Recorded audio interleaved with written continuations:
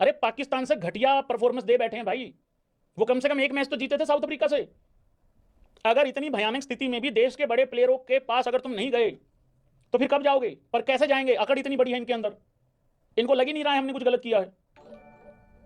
روہت شرما تو T20 سے بھی ریٹائر نہیں ہونا چاہتا تھا, انہوں نے اس کو نیوزی لینڈ کے فیلئر پہ باہر کر دیا. یار وہ ساؤتھ افریقہ کا کوچ اتنی بڑی بات بول گیا یار ڈے 4 پہ, ان کے تب بھی آگ نہیں لگی 5ویں دن. کمال نہیں ہو گیا؟ ارے وہ کیا بولوں یار, اب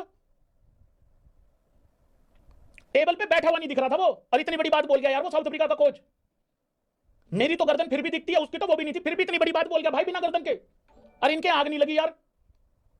میں اس ٹیم کا حصہ وہ ہوتا نا, میں اس ٹیم کا حصہ, میں اس کی چھاتی پہ لٹک جاتا جا کے کہ یار بول کیسے دیا ایسے.